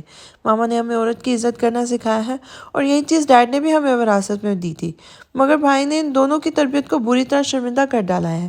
وعدے تو بھائی بڑے آرام سے توڑنے لگے ہیں اب، اس لیے اب جب تک یہ سب کے سامنے بھابھی سے ہاتھ جوڑ کر معافی نہیں مانگتے اور یہ قسم نہیں کھاتے کہ کبھی بھابھی کے ساتھ ایسا سلوک نہیں کریں گے، ہم تینوں میں سے کوئی بھائی سے بات نہیں کرے گا۔ اور یہ لفظ مہمر کے تھے، جنہیں سن کر میشم کا چہرہ بری طرح پھیکا پڑنے لگا تھا، اور پھر اپنی بات پوری کر کے وہ تینوں ایک بھی منٹ رکے بنا ہال سے نکلتے چلے گئے تھے۔ مہمش بھی ان تینوں کے رویے پر حیران رہ گیا تھا، جبکہ میشم شکست خوردہ قدموں سے اٹھ کر اپنے بیڈ روم کی طرف بڑھ گیا تھا، مگر اندر پہنچتے اسے ایک اور جھٹکا لگا تھا، کیونکہ سامنے ہی بیڈ پر جزا کا سوٹ کیس کھلا پڑا تھا اور جزا خوب وارڈروب کھولے اس میں اپنے کپڑے رکھ رہی تھی۔ جزا، یہ کیا کر رہی ہیں آپ؟ میشم نے سوٹ کیس پر پڑے کپڑے رکھتی جزا سے پوچھا تھا۔ میں واپس جا رہی ہوں میشم، خواب نگر کو چھوڑ کر، جزا نے دھیمی سی آواز میں کہا تھا، جبکہ چوکھٹ پہ کھڑے میشم یہ بات سن کر ششدر رہ گیا تھا۔ میشم ششدر ساکت سا چوکھٹ پر کھڑا تھا۔ جزا اپنے جانے کا پیغام سنا کر بنا اس کی طرف دیکھے اپنے کام میں لگی تھی۔ تبھی میشم کو اپنے پیچھے کسی کی موجودگی کا احساس ہوا تھا۔ اس کے عین پیچھے مہمش کھڑا تھا۔ اس نے پتہ نہیں جزا کی بات سنی تھی یا نہیں، مگر وہ دونوں پریشان نظر سے میشم کے چہرے پر سجی خوبصورت چاکلیٹ براؤن آنکھوں میں دور دور تک پھیلی ویرانگی کو دیکھ رہے تھے۔ کیا ہوا بھائی؟ مہمش نے میشم سے پوچھا تھا، مگر میشم نے بنا کچھ کہے ہاتھ اٹھا کر اپنی شہادت کی انگلی سے اندر روم میں موجود جزا کی طرف اشارہ کیا تھا۔ مہمش نے اندر جا کر دیکھا تو سامنے ہی بیڈ روم پر کھلے سوٹ کیس میں سامان رکھتی جزا کو دیکھ کر پل کو وہ بھی پریشان ہو گیا تھا۔ وہ جا رہی ہیں؟ میشم مدھم سی آواز میں جیسے بمشکل بولا تھا، اور مہمش کا ہاتھ اپنے کندھے سے ہٹا کر خاموشی سے باہر جانے لگا تھا۔ تبھی مہمش نے اس کا ہاتھ پکڑ کر اسے روک لیا تھا اور نفی میں سر ہلایا تھا، جیسے سمجھتے ہوئے مہمش نے پھیکے سے انداز میں مسکراتے ہوئے اپنے کندھے پہ موجود مہمش کے ہاتھ کو ہٹا دیا تھا اور اس کی پاکٹ میں ہاتھ ڈال کر गाड़ी की चाबी निकाल दी थी। फिर मैशम को वहीं खड़े छोड़कर वो तेजी से पलटा था और हॉल का बाहरी दरवाज़ा खोलकर घर से बाहर निकलता चला गया था। उसका मुंह वाकई इस काबिल नहीं था कि वो जजा को रुकने के लिए कह सकता। इसीलिए फोड़े की तरह दुखते सर और शिकस्ता और बर्बाद दिल के साथ वो घर से बाहर निकल गया था। फिर गाड़ी में बैठकर उसने चाबी इग्निशन में घुमाई थी और झटके से गाड़ी निकालता हुआ ख्वाबनगर का छोटा सा गेट पार कर गया था। उसकी गाड़ी का रुख शहर में मौजूद कब्रिस्तान की तरफ था, जहाँ उसके प्यारे माँ बाप अपनी आखिरी आरामगाह में सुकून की नींद सो रहे थे। वो अपना सारा सामान पैक कर चुकी थी और सूटकेस की चेन बंद करके सीधे खड़ी हुई थी कि उसकी नज़र अपने रूम के दरवाजे पर खड़े इन तीनों खरगोशों पर पड़ी थी। तो आप भी हमें छोड़कर जा रही हैं बिना ये सोचे कि हमें और इस घर को आपकी आदत हो गई है। मैमर बोलता हुआ अंदर चला गया था और उसके पीछे पीछे महमूद और मेहरान भी। भाभी, हम जिस रिश्ते से प्यार करते हैं उसके आदी हो जाते हैं और वही हमें छोड़कर चला जाता है। पहले हम डैड के आदी थे, उनसे बहुत प्यार करते थे, मगर फिर हमारे बारे में वो बिना सोचे हमें छोड़कर खुद अल्लाह के पास चले गए। हमने सब्र कर लिया और इसके बाद हमने मामा को माँ के साथ साथ अपना बाप भी बना लिया। लेकिन उन्होंने भी हमारे बारे में नहीं सोचा। वो भी एक दिन हमें छोड़कर चली गई और हम अकेले रह गए। और अब आप, हमारी मामा जैसी भाभी, आप भी हमें छोड़कर जा रही हैं। वो भी इसलिए कि भाई ने सबके सामने आप पे हाथ उठाया है। मगर आप भाई की गलती की सज़ा हमें क्यों दे रही हैं? हमारा क्या कसूर है भाभी, ये बताएं। महमूद भरी हुई आवाज़ में बोलते बोलते खुद भी मैमर के पास आके खड़ा हुआ था और उनके सामने सर झुकाए जजा ने अपना सर उठाकर महमूद को देखा था, फिर हाथ बढ़ाकर उसके चेहरे पर खामोशी से बहते आंसुओं को पोंछकर नफ़ी में सर हिलाया था। महमूद, मैं मैशम से नाराज़ होकर नहीं जा रही। मेरा यकीन करो, मैं यहाँ से इसलिए जा रही हूँ ताकि मेरी वजह से तुम भाइयों के बीच कशीदगी पैदा ना हो। मैंने अभी तुम तीनों की बातें सुन ली थी जो तुमने मैशम से कर रहे थे, और ये सब सुनकर मेरा दिल बहुत दुखा है। मेरी वजह से तुम अपने बाप जैसे भाई के आगे खड़े हो गए, उनसे सवाल जवाब करोगे, उनसे बदतमीज़ी करो। मैं ये कभी भी नहीं चाहूँगी, क्योंकि उन्होंने अंकल और आनी के बाद तुम्हें अपनी औलाद समझा ही नहीं, माना भी है। वो एक माँ की तरह तुम्हारी फिक्र करते हैं, तुमसे प्यार करते हैं, तो एक जिम्मेदार बाप की तरह तुम पर नज़र रखते हैं, तुम्हारी ज़रूरतों का ख्याल रखते हैं। और मेरी वजह से तुम अपने फरिश्ता सिर्फ भाई के आगे ज़ुबान चलाओ, ये मैं कभी नहीं चाहूँगी। मैं यहाँ से जा रही हूँ ताकि तुम लोग के बीच में मेरी वजह से दूरियाँ ना पैदा हों। मेरे आने से पहले तुम भाई कितने खुश थे, हंसी खुशी ज़िंदगी गुजार रहे थे, मगर जब से मैं ख्वाबनगर में आई हूँ तुम लोगों को मुसलसल परेशान कर रही हूँ। इसलिए मुझे मत रोको, मेरे यहाँ से जाना ही बेहतर है, जजा ने उन तीनों को समझाते हुए कहा था। मगर मेहरान, महमूद और महमर ने शिद्दत से नफ़े में सर हिलाया था। आप यहाँ से नहीं जाएंगी, बिल्कुल नहीं जाएंगी। और अगर आप यहाँ से चली गई तो हम भी ख्वाबनगर छोड़कर हॉस्टल शिफ्ट हो जाएंगे। छोड़ देंगे हम भी भाई को अकेला, क्योंकि जब से आप यहाँ आई हैं भाई मुसलसल आपको दुख दे रहे हैं। आपने आकर हमें भाई से बदजन नहीं किया, बल्कि भाई ने खुद ही हमें अपने आप से बदजन किया है। हमसे प्रॉमिस किया था उन्होंने कि वो आपसे कभी भी कुछ नहीं कहेंगे, मगर उन्होंने अपना वादा एक बार नहीं बार बार तोड़ा है भाभी। और आज तो उन्होंने हद ही कर दिया, आप पे हाथ भी उठाया। मेहरान जजा के दाएं हाथ पर छपे मैशम के उंगलियों के निशान देकर जज्बाती अंदाज में बोला था। जजा उसके तश भरे अंदाज पर गहरा सांस लेके रह गई थी। मेहरान, मेरे भाई, मैशम ने अपनी खुशी से मुझ पे हाथ नहीं उठाया, बल्कि गलती मेरी थी। मैंने इतना बड़ा सच उनसे डर की वजह से छुपाया था। उनका गुस्सा भी जायज़ था, वो सही कह रहे थे। मामा को उनसे मुझसे भी ज़्यादा मोहब्बत थी। मैं अपनी माँ की औलाद थी, उनके पास उनके साथ ही रही थी, तब भी उन्हें मुझसे ज़्यादा मैशम की फ़िक्र थी। मैशम के पापा से नाराज़गी मामा को अंदर से ख़त्म कर रही थी। अगर मामा इस एक्सीडेंट में नहीं मरती तो भी इसी गम में अंदर ही अंदर घुल कर मर जाती। पापा को तो कब का खुदा खुला के लिए केस कर देते, मगर इस मामले में सबसे बड़ी रुकावट मामा बन गई थी। उन्होंने आखिर तक पापा को कितनी ही कस्में, कितने ही वास्ते देकर ये केस करने से रोके रखा था, क्योंकि मेरा और मैशम का रिश्ता ही वो वाहिद ज़रिया था जो मामा को मैशम से दोबारा मिला सकता था, ताल्लुकात बहाल कर सकता था। मगर मामा की कस्मों और वास्तों का भी पापा पर ज़्यादा असर नहीं पड़ा था, और मेरे लिए उनके दोस्त का आने वाला पहला रिश्ता उन्हें जैसे दोबारा से इस मसले को उठाने पर मजबूर कर गया था। उन्होंने आखिरकार मामा से छुपकर खुला का नोटिस बाहर के बाहर ही भिजवा दिया था, जिससे मुझे और मामा को बेखबर रखा गया था। मामा को ये खबर मैशम के फ़ोन से मिली थी, और तब मामा ने पापा के सामने, जानते हुए भी इतने सालों के बाद,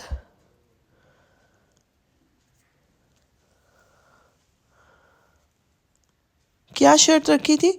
انہوں نے مجھے محشم کو الگ کرنے کی صورت میں ان کے سامنے طلاق کا مطالبہ رکھا تھا۔ ان دونوں کے بیچ مثالی محبت تھی، تو انہوں نے ایک دوسرے کی ہم سفری میں اتنے سال خوشی خوشی گزارے تھے، مگر ماما محشم کے معاملے میں ایسی ہی جنونی تھی۔ پاپا کے سے مجبور ہو کر انہوں نے کہا تھا کہ انہوں نے مجھے محشم سے طلاق دلوائی تو اس صورت میں ماما بھی پاپا سے طلاق لے کے الگ ہو جائیں گی، اور ان کی اس حد دھرم انداز کو دیکھ کر پاپا بری طرح شاکڈ رہ گئے تھے۔ یوں پاپا کے لاکھ چاہنے کے باوجود ماما کی وجہ سے میں اور محشم الگ نہیں ہو سکے تھے۔ ماما کو اتنی شدید محبت تھی محشم سے، اس لیے میرے بھائی، میں سمجھ سکتی ہوں محشم کا درد۔ وہ بھی ماما کو آنی کی طرح ہی سمجھتے تھے، اس لیے محشم کا آج کا ریاکشن غلط نہیں تھا۔ جزا نے ان تیروں کو بتاتے ہوئے اپنے خاموشی سے بہتے آنسوؤں کو صاف کیا تھا، جبکہ بیڈ روم کے باہر اس کی باتیں سنتا مہوش بھی خالہ کی اس شدید محبت کے بارے میں سن کر حیران رہ گیا تھا۔ جو بھی ہے بھائی، مگر بھائی نے آپ کے ساتھ بہت غلط کیا ہے، اور جب تک وہ آپ سے معافی مانگ کر یہ قسم نہیں کھا لیتے کہ وہ آئندہ آپ کے ساتھ ایسا سلوک نہیں کریں گے، تب تک ہم ان سے کوئی بات نہیں کریں گے۔ پلیز مہمر، ضد مت کریں۔ جزا بے بسی سے ان تینوں کو دیکھنے لگی تھی، جو تبھی اچانک محمود روتے روتے جزا کے پیروں میں جا بیٹھا تھا، جبکہ وہ محمود کے ہاتھ اپنے پیروں پر محسوس ہوتے ہوئے زور سے اچھل کر بیٹھی تھی۔ ہم سے ایک بار پھر ہماری ماما کو مت چھینیں بھابھی، ہمارا خواب نگر آپ کے آنے کے بعد پھر مکمل ہو گیا ہے۔ آپ کو اور بھائی کو ساتھ دیکھ رہے ہیں تو لگتا ہے ہمارے موم ڈیڈ ایک بار پھر سے ہمارے پاس لوٹ آئے ہیں۔ آپ کے اور بھائی کے اندر ہم اپنے ماما اور ڈیڈ کو دیکھتے ہیں۔ بھائی آپ پر جتنا بھی غصہ کر لیں، مگر ہمیں پتہ ہے وہ چاہتے ہیں بہت آپ کو، آپ کے جاتے ہی وہ بکھر کر رہ جائیں گے۔ آپ چلی گئی تو بھائی بھی گھٹ گھٹ کر اندر اندر ختم ہو جائیں گے، اور پھر ہم پھر سے یتیم ہو جائیں گے۔ ہمیں ایک بار پھر سے یتیم کر کے مت جائیں بھابھی، مت جائیں بھابھی، پلیز مت جائیں۔ میں آپ کے پاؤں پکڑتا ہوں۔ محمود بولتے بولتے پھوٹ پھوٹ کر رونے لگا تھا، اور اس کے آنسو دیکھ کر جزا بھی ایک بار پھر سے رونے لگی تھی۔ محمود کے الفاظ اس کا دل چیر رہے تھے۔ اس نے تڑپ کر خود نیچے بیٹھتے محمود کو اٹھا لیا تھا۔ محمود میرے بھائی، یہ کیا کر رہے ہو تم؟ پاگل ہو گئے ہو کیا؟ مجھے گناہ گار کر رہے ہو؟ اللہ اللہ، پیروں میں بیٹھ گئے میرے، پلیز چپ ہو جاؤ۔ تم تینوں بھی نہ ہو تو میری عمر کے، لیکن اب تک بچے بنے ہوئے ہو تینوں۔ چلو اب جلدی سے آنسو صاف کرو۔ کہیں نہیں جا رہی میں، اتنا رلوایا ہے مجھے بھی اپنے ساتھ، اب تو روتے روتے بھوک بھی لگنے لگی ہے۔ منہ دھو کچھ کھانے کو لاؤ میرے لیے، کب سے بھوکی ہوں، کچھ بھی نہیں کھایا۔ اب شدید بھوک لگی ہے، سر میں بھی درد ہے، کچھ کھا کے پہلے میڈیسن لوں گی۔ اور مہران، یہ سوٹ کیس اٹھا کر سائڈ پر کرو، پھر ذرا جھاڑو لگاؤ، پورا گھر گندا پڑا ہے۔ اور مہمر، تم یوں کرو کہ جا کر آٹا گوندو، رات کے لیے روٹیاں بنانی ہیں۔ وہ باری باری سب کو کام بانٹتی ہوئی ان تینوں کو خوشیوں کا سندیسہ دے گئی تھی۔ مہران، محمود اور مہمر خوشی سے مسکراتے ہوئے تھینک یو بھابھی، یو آر گریٹ کا نعرہ لگاتے ہوئے اپنے کاموں پر لگ گئے تھے۔ محمود جزا کے لیے کچھ کھانے کو لانے کچن میں بھاگا تھا۔ مہران بھی ویکیوم لینے باہر چلا گیا تھا، اور مہمر جزا کو دیکھ کر دونوں ہاتھ کے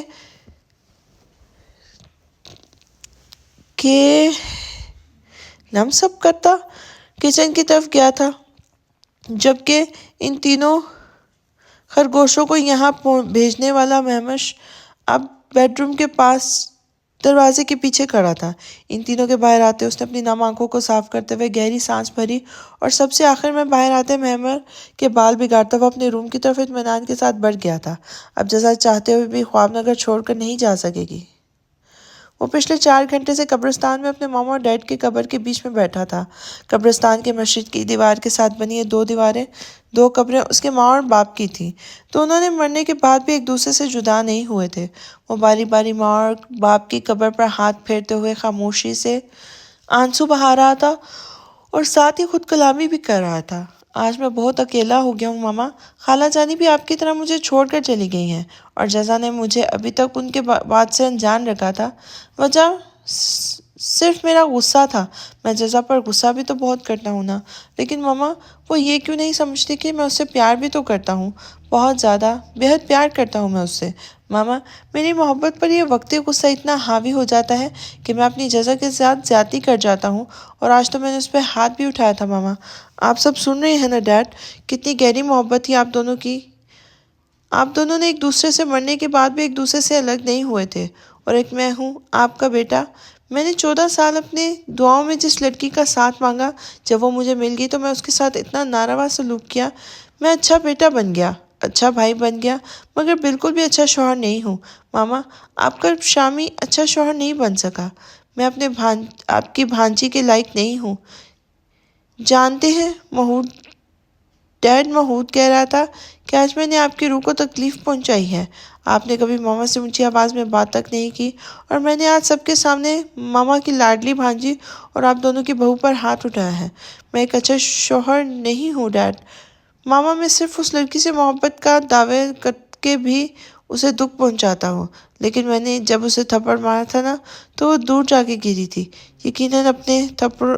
یقیناً اسے تھپڑ زور سے لگا تھا۔ میں نے اس کے گال پر مارا تھا، یہی اسی ہاتھ سے تھپڑ مارا تھا میں نے اسے۔ ماما، یہ جو آپ کی قبر پر رکھے ہوئے ہوں۔ میشم نے اپنا بایاں ہاتھ زخمی ہاتھ پر ایک نظر ڈالی تھی۔ ابھی اس نے اسی ہاتھ کو بری طرح قبرستان میں موجود پیڑ پر زور زور سے مار کر زخمی کر لیا تھا۔ ڈیڈ، میں آپ کا بہت برا بیٹا ہوں۔ آپ کے میشو آپ کی امیدوں کے پر پورا نہیں اترا۔ مجھے معاف کر دیں آپ دونوں، پلیز مجھے معاف کر دیں۔ وہ باری باری دونوں ماں باپ سے معافی مانگتا ہوا نہ جانے کتنی ہی دیر ہوتا رہا تھا۔ اسے صدمہ کھا جا رہا تھا کہ اس کی بدسلوکی کی وجہ سے جزا گھر چھوڑ کر چلی گئی تھی۔ ماں باپ کے علاوہ وہ نانا جان اور جزا کو کسی سے بھی نظر ملانے کے قابل نہیں رہا تھا۔ اس نے سب کی امیدوں کو مٹی میں ملا دیا تھا۔ اب کیسے رہے گا وہ اپنی جزا کے بنا؟ اب کیا واقعی وہ جزا کے بنا ایک زندہ لاش کی طرح روز روز گھٹ گھٹ کر جیے گا؟ اب نہ جانے کب سے اسے اپنی جزا کو دیکھنا نصیب ہوگا، اور دیکھنا نصیب ہوگا بھی یا نہیں۔ اس نے اس لڑکی کو خود سے متنفر کرنے میں کوئی کسر نہیں اٹھا رکھی تھی۔ وہ اس کے غصے سے اتنی غائب ہو گئی تھی کہ میشم کو اپنے ماں باپ کی موت کی خبر تک نہ دے سکی تھی، یعنی وہ اس سے اتنا زیادہ ڈرتی تھی۔ کرب سے سوچتے سوچتے اس کا سر کا درد حد سے زیادہ بڑھ گیا تھا اور اسے چکر آنے لگے تھے۔ سب سے سرخ پڑتی آنکھوں سے اب بس خون چھلکنے کی کسر رہ گئی تھی کہ تبھی اس کے پاکٹ میں پڑا فون بجنے لگا تھا۔ اس نے آنسو صاف کرتے ہوئے اپنی پاکٹ میں پڑا فون نکالا۔ میسف کی کال آ رہی تھی۔ اس نے اپنا چہرہ اچھی طرح رومال سے صاف کر کے کال پک کی تھی۔ ہاں بیٹا بولو۔ میشم نے لاکھ کوشش کی اپنی آواز پر کنٹرول کرنے کی، مگر اس کا بھرایا ہوا لہجہ اس کے رونے کی چغلی کھا رہا تھا، جس پر اتنا دور بیٹھا میسف ایک دم پریشان ہو گیا تھا۔ بھائی آپ کہاں ہیں؟ میں کب سے گھر پہ آیا ہوا ہوں مگر ابھی تک آپ نہیں آئے ہیں۔ آپ کہاں ہیں بھائی؟ میشم بتا رہا تھا کہ آپ اسے بتا کر نہیں گئے، اور کیا آپ رو رہے ہیں؟ مجھے بتائیں کہاں ہیں آپ، میں آپ کو لینے آ رہا ہوں۔ میسف کی بے قرار سی آواز سن کر وہ ایک الوداعی نظر ماں باپ کی قبر پہ ڈالتا ہوا اٹھ کھڑا ہوا تھا۔ نہیں بیٹا تم پریشان مت ہو، میں گھر پہنچ رہا ہوں، اور بس فکر مت کرو، میں جہاں بھی ہوں ٹھیک ہوں۔ وہ بھائی کو تسلی دیتے ہوئے قبرستان سے نکل آیا تھا۔ آر یو شور؟ میسف نے پوچھا تھا۔ ہاں میری جان، ڈونٹ وری، بس میں گھر پہنچ رہا ہوں۔ میشم نے گاڑی کا دروازہ کھول کر ڈرائیونگ سیٹ پر بیٹھتے ہوئے کہا اور کال بند کر دی تھی۔ پھر کچھ دیر بعد وہ گھر پہنچ گیا تھا۔ حال میں ہی میسف اور میش اپنے صفوں پر پریشان سے اسے اپنے انتظار میں مل گئے تھے۔ وہ اس کی سرخ آنکھیں، متورم چہرہ اور سر پر بندھے ہوئے رومال کو دیکھ کے سمجھ گئے تھے کہ وہ کہاں سے آ رہا ہے۔ میسف کے گھر آتے ہی اسے پورے منوان سے پوری بات بتا چکا تھا، اور میسف بھی اپنی جان سے پیاری خالہ کی موت کی خبر سن کر ششدر رہ گیا تھا۔ مگر پوری بات جاننے کے بعد میشم کے تھپڑ اور جزا کے نہ بتانے کے پیچھے وجود وجہ کو سن کر میسف کو جزا پر بے ساختہ ترس آیا تھا۔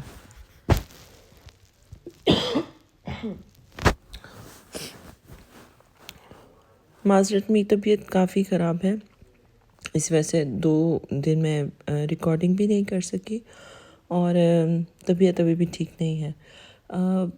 ویسے تو روزے ہیں آج کل، میں وہ نہیں روزے رکھ رہی ہوں، لیکن میں یہ پکوڑے وغیرہ کچھ کھا نہیں رہی ہوں، لیکن اس کے باوجود مجھے بہت زیادہ برننگ ہے۔ اگر آپ کو کوئی میڈیسن یا کوئی ٹوٹکا اگر آپ مجھے کمنٹس میں بتائیں گے تو میرے لیے بہت اچھی بات ہوگی۔ اگر آپ کو لگتا ہے کہ کوئی ٹوٹکا آپ کے پاس ایسا ہے جس سے برننگ ختم ہو سکے تو پلیز مجھے بہت ضروری بتائیے گا۔ چلے کنٹینیو کرتے ہیں۔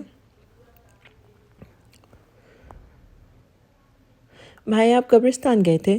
مہوش نے پوچھا تھا۔ میشم نے محض اس بات میں سر ہلا دیا تھا۔ بھائی کھانا کھا لیں، ہم نے بھی آپ کے انتظار میں کھانا نہیں کھایا، میسف بولا تھا۔ میرا دل بالکل نہیں چاہ رہا ہے مہمش، پلیز تم کھانا کھا لو، میں بس چائے پی کر دوائی لوں گا۔ اور بچوں نے کھانا کھایا؟ میشم نے بے دلی سے کھانے کو منع کر دیا تھا اور تینوں خرگوشوں کے بابت دریافت کیا تھا۔ ہاں، وہ تینوں کھانا کھا کے سو چکے ہیں، آپ تو جانتے ہیں انہیں، میں نے زبردستی ان تینوں کو ڈانٹ کر سونے بھیجا ہے، اور ہاں میں نے انہیں عشاء کی نماز پڑھوا دی تھی اور نماز کے بعد ہی سوئے ہیں، مہمش نے وضاحت دی تھی۔ اوکے، پھر تم دونوں بھی جا کر کھانا کھا کر سو جاؤ، مجھے فورس مت کرنا کیونکہ میرا واقعی دل نہیں کر رہا، میشم نے نرمی سے کہتا ہوا ہال سے نکل گیا تھا، جبکہ دونوں بھائی ایک دوسرے کو دیکھ کر رہ گئے تھے۔ میشم اپنے بیڈ روم میں جانے کے بجائے ان تینوں کے بیڈ روم کی طرف بڑھا تھا۔ اندر ہی تینوں اپنے اپنے بیڈ پہ سوئے ہوئے تھے۔ میشم دبے قدموں سے چلتا ان کے بیڈ کے پاس گیا تھا اور باری باری تینوں کی پیشانی چوم کر خاموشی سے نکل گیا تھا، پھر خالی کچن میں جھانکتے ہوئے بھاری دل کے ساتھ اپنے بیڈ روم کی طرف بڑھ گیا تھا۔ اس کا دل اپنے بیڈ روم میں جانے کا نہیں چاہ رہا تھا کیونکہ روم کے چپے چپے میں اس کی جزا کی یاد بسی تھی۔ اس قلیل سے عرصے میں وہ اسے اپنے بیڈ روم میں دیکھنے کا عادی ہو چلا تھا۔ وہ میشم کے دل، اس کی ذات، اس کی پوری ہستی اس کی طرح اس کے گھر میں بھی ہر جگہ جیسے اپنی چھاپ چھوڑ گئی تھی۔ خالی کچن کے بعد وہ خالی بیڈ روم میں جاتے ہوئے اس کے قدم من کے ہو رہے تھے، پھر بھی وہ دل پر جبر کر کے سوگوار سے اپنے روم میں داخل ہوا اور اندر آتے ہی اس کی آنکھیں جلنے لگی تھی۔ اس نے شہادت کی انگلی اور انگوٹھے اور جا کر اپنے بیڈ پہ بیٹھ گیا تھا۔ میشم، خاموش روم میں جزا کی آواز گونجی تھی جسے میشم نے اپنا وہم سمجھا تھا۔ جزا تو خواب نہ کر چھوڑ کے جا چکی ہے، پھر بھلا اس کی آواز یہاں کیسے؟ وہ اپنے دکھتے سر کو دباتے ہوئے ساکت سا بیٹھا تھا۔ میشم، کیا میری آواز نہیں آ رہی؟ کیا ہوا؟ یہاں کیوں بیٹھے ہیں؟ چل کر کھانا کھائیں۔ مہوش بھائی اور میوسف بھائی دونوں کب سے آپ کا انتظار کر رہے ہیں۔ یہ خوبصورت مرتنم آواز اس کے بائیں جانب سے آ رہی تھی اور یقیناً یہ میشم کا وہم نہیں تھا۔ اس نے شدید حیرت سے سر اٹھا کر اپنی بائیں طرف دیکھا تھا۔ صبح والے ڈارک پرپل سوٹ میں سر پر نماز کے سٹائل میں باندھے ہوئے دوپٹے کے ساتھ کھڑی جائے نماز طے کرتے ہوئے وہ جزا ہی تھی۔ میشم نے ایک بار پھر اپنی پلکیں جھپکا کر اسے دیکھا تھا اور پھر جیسے اسے یقین ہوا تھا کہ سامنے کھڑی جزا اس کا وہم نہیں بلکہ حقیقت ہے۔ وہ نم آنکھوں کے ساتھ کھل کر مسکراتے ہوئے اٹھا تھا اور جزا کے سامنے جا کے کھڑا ہوا تھا۔ پھر خوشی سے بحال ہوتے اس نے شدت سے جزا کو اپنے گلے لگایا تھا اور اس کے مضبوط گرفت میں جیسے جزا کا دم گھٹنے لگا تھا۔ اوہ جزا میری جان، آپ یہی ہیں، آپ مجھے چھوڑ کر نہیں گئی۔ آئی لو یو جزا، یا اللہ تیرا لاکھ لاکھ شکر ہے، میری جزا میرے پاس ہے۔ وہ شدت سے اسے خود میں بھیجتے ہوئے بول رہا تھا۔ اس کی آنکھوں سے تیزی سے بہتے آنسو جزا کے بالوں میں جذب ہو رہے تھے، جبکہ اس کے سینے سے لگی جزا اس کی اس قدر شدت پسندی پر ششدر رہ گئی تھی۔ جزا، میں نے آپ پہ ہاتھ اٹھایا تھا نا؟ میں نے غصے میں آپ پہ ہاتھ اٹھایا تھا۔ دیکھیں، میں نے اپنے اس ہاتھ کو سزا دے دی ہے، یہ دیکھیں جزا۔ میشم نے اسے اپنے آپ سے الگ کرتے ہوئے اپنی ادھری کھال والا ہاتھ جزا کے سامنے کیا تھا اور اس کے ہاتھ کی کھال جگہ جگہ سے ادھر رہی تھی۔ وہ پورا ہاتھ جمے ہوئے خون سے بھرا تھا۔ جزا اس کے ہاتھ کو دیکھ کر دہل اٹھی تھی۔ میشم، آپ نے کیا کیا؟ وہ پریشان سی بولی تھی۔ میں نے آپ کو مارا تھا نا جزا، اسی ہاتھ سے مارا تھا، اس لیے میں نے اس ہاتھ کو سزا دی ہے۔ آپ بھی مجھے مارے مجھے پلیز جزا، مار دے مجھے، مگر کبھی مجھے چھوڑ کر مت جائیے گا پلیز، مجھے مت چھوڑیں، میں آپ کے بنا مر جاؤں گا، پلیز مجھے چھوڑ کر مت جائیں۔ وہ جزا کا ہاتھ پکڑ کر اپنے گال پر زور زور سے مارنے لگا تھا اور پھر جزا کا چہرہ دونوں ہاتھوں سے تھام کر نیچے جھکتے ہوئے دیوانہ وار اس کے چہرے کو چومنے لگا تھا، جبکہ وہ شدت سے بند آنکھوں کے ساتھ میشم کے ہونٹوں کے لمس کو اپنے چہرے پر جگہ جگہ محسوس کر رہی تھی۔ وہ اس کے چہرے سے ہوتا اس کی گردن پر جا بجا اپنے لب رکھ رہا تھا اور پھر اس سے پہلے کہ اس کی شدت بھری اس جنونیت سے وہ پاگل ہوتی، اس نے اچانک تڑپ کر میشم کو زور سے پیچھے دھکا دیتے ہوئے خود سے جدا کیا تھا اور اپنی بے ترتیب اتھل پتھل ہوتی سانسوں کو درست کرنے لگی تھی۔ میں میوسف بھائی کو اندر بھیج رہی ہوں، اپنے ہاتھ کی بینڈیج کروائیں اور باہر کھانا کھانے باہر آ جائیں۔ جزا اپنے جلتا چہرہ چھپانے کے لیے دروازے کی طرف منہ کر کے کھڑی ہو گئی تھی اور اپنی بات مکمل کرتے ہی بنا رکے باہر نکل گئی تھی، جبکہ پیچھے کھڑا میشم بنا اس کی بات کا برا مانے سرشار سا اس کے پیچھے ہی باہر کی طرف چل دیا تھا، آنسوؤں سے بھری آنکھوں اور غم سے پھٹتے دل کے ساتھ۔ یوسف 2 دن پہلے ہی اپنے ڈیڈ کی تدفین کر چکا تھا۔ اس نے 2 دن پہلے اپنے باپ کو گولیوں سے چھلنی ہوتی لاش کو جب اپنے گھر میں دیکھا تھا، تب اس کا دل جیسے درد کی شدت سے دھڑکنا ہی بند ہو گیا تھا۔ اس کے ڈیڈ دکھنے میں ہو یوسف جیسے تھے، یا یہ کہنا بہتر ہوگا کہ یوسف دکھنے میں بالکل اپنے ڈیڈ کے جیسا تھا۔ وہ بچپن میں ہی ان سے بہت اٹیچ تھا، مگر جیسے جیسے بڑا ہوتا گیا، ڈیڈ کی مصروفیات نے اسے دور کر دیا تھا، اور پھر مذہب کے لیے ان کی شدت پسندی نے یوسف کو ان سے بدظن کر دیا تھا، کیونکہ ان کے قول و فعل میں بہت زیادہ تضاد ملتا تھا، اس لیے دھیرے دھیرے وہ ان سے دور ہوتا چلا گیا تھا۔ مگر 2 دن پہلے اپنے باپ کو مردہ حالت میں اپنے سامنے اسٹریچر پر پڑے دیکھ کر وہ خود پہ قابو نہیں رکھ سکا تھا۔ ساری شکایات ختم ہو چکی تھی، سب گلے باپ کے ساتھ ہی وہ ان کی قبر پہ اتار چکا تھا۔ اب بس وہ ان دونوں کے بیچ ایک ہی رشتہ بچا تھا، باپ اور بیٹے کا۔ اس کی ماں جو ڈیڈ کی زندگی میں ہی جوان اور چاقو چوبند رہتی تھی، ان کی موت کے بعد 2 دن کے اندر ہی بوڑھی لگنے لگی تھی۔ اس کے ڈیڈ ایک مذہبی رہنما اور عیسائی مذہب کے بہت بڑے مبلغ تھے۔ 1 ہفتے پہلے ہی وہ روس سے واپس آئے تھے، اور پھر اپنے آنے کے 5 دن کے اندر ہی وہ پوری جماعت کے ساتھ دوبارہ سے ایک مذہبی کانفرنس اٹینڈ کرنے کے لیے برازیل چلے گئے تھے، جہاں ایئرپورٹ سے وہ اپنے 2 ساتھیوں کے ساتھ ایک گاڑی میں سوار کانفرنس کے لیے جا رہے تھے۔ ان کی گاڑی بڑی تمام گاڑیوں سے آگے تھی۔ تبھی ایک سنسان روڈ پر ڈرائیونگ کرتے ہوئے ڈرائیور نے اپنے ساتھ بیٹھے بندے اور پیچھے بیٹھے مسٹر اینڈرسن اور اس کے ساتھی پر اس خاموشی سے حملہ کیا کہ سائلنسر لگی گن سے گولی کی آواز ان کے پیچھے چلتی گاڑی میں بھی کسی کو سنائی نہیں دی تھی۔ مسٹر اینڈرسن کی گاڑی کو بیچ سڑک میں رکتے دیکھ کر سب باقی کے ساتھیوں نے دیکھتے اپنی گاڑیوں سے باہر نکل آئے تھے۔ یہ واضح سگنل تھا کہ باقی گاڑیوں کے ڈرائیورز کے لیے۔ تبھی مسٹر اینڈرسن کے ہم ڈرائیور سمیت باقی گاڑیوں میں موجود ڈرائیور اور سیکیورٹی گارڈز نے جماعت کے باقی ممبروں کو بھی اپنا نشانہ بنا کر گولیوں کی بوچھاڑ کر دی تھی، اور جماعت کے باقی ممبرز کو بھی موقع پر ختم کر دیا تھا، اور پھر سب لوگوں کو مار کر حملہ آوروں نے خود اپنے سروں پر بھی گولیاں اتار لی تھی، تاکہ ان کے بعد کوئی ثبوت باقی ہی نہ بچے۔ امریکن پولیس نے اس حادثے کو دہشت گردی کی سب سے بڑی تنظیم کا کارنامہ بتایا تھا، اور اسے ٹیررسٹ اٹیک ڈکلیئر کر دیا تھا۔ یوسف کو بتایا گیا تھا کہ اس مذہبی جماعت کی آمد کی خبر اس دہشت گرد تنظیم کو پہلے سے ہی تھی، اور مزید یہ کہ ان کی جماعت میں سے ہی کوئی غدار اس تنظیم کے ساتھ ملا ہوا تھا۔ تب یہ پوری سازش اس صفائی سے انجام دی گئی کہ اصل سیکیورٹی گارڈ اور ڈرائیور کی جگہ اس تنظیم کے لوگ ڈرائیور اور سیکیورٹی گارڈز کی جگہ موجود تھے۔ اس مذہبی کانفرنس میں شامل ہونے والے دوسرے عیسائی مبلغین نے اس حادثے کو خوب اچھالا تھا، اسے دی ٹیررسٹ اٹیک کا نام دے کر پورے امریکن نیوز چینل پر چلایا گیا تھا۔ بڑے بڑے نیوز شوز میں اسی اٹیک کو ڈسکس کیا جا رہا تھا۔ ایسے میں برازیل سے لے کر کیلیفورنیا تک حالات بہت زیادہ کشیدہ ہو گئے تھے۔ اتنے بڑے حادثے کے بعد امریکہ میں موجود دوسرے مسلمانوں کو شک کی نگاہ سے دیکھا جا رہا تھا، کیونکہ اس حادثے سے مسٹر اینڈرسن کے ایک مذہبی رہنما کے ساتھ بزنس ورلڈ کا ایک بہت بڑا نام بھی جڑا ہوا تھا۔ ملک میں بگڑے حالات کے علاوہ مسٹر اینڈرسن کے گھر میں یوسف کی حالت بھی جیسے بگڑی پڑی تھی۔ اس پر ڈھیروں ذمہ داریوں کا بوجھ آ پڑا تھا۔ وہ گھر کے ساتھ ساتھ باہر کی بھی سب کو ڈیل کر رہا تھا۔ ملک بھر کے صحافیوں نے اس کے گھر کے باہر ڈیرا جما لیا تھا۔ اس کے ڈیڈ کے ملنے والوں اور دنیا بھر سے اظہار افسوس کے لیے آنے والوں کے کالز کا تانتا بن گیا تھا۔ ڈیڈ کا بزنس جن ممالک میں پھیلا ہوا تھا، وہاں سے آنے والے ان کے بزنس پارٹنرز اور مینیجرز بھی تعزیت کے بہانے نئے سے نئے مسائل لے کر اس کے پاس آ رہے تھے۔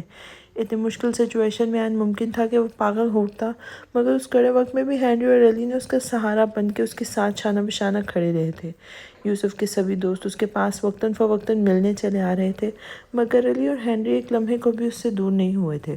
اور پھر اپنے ڈیڈ کے انتقال کے 4 دن بعد شام کے وقت علی کے بابا اور مولانا صاحب بھی یوسف سے ملنے اس کے گھر چلے آئے تھے۔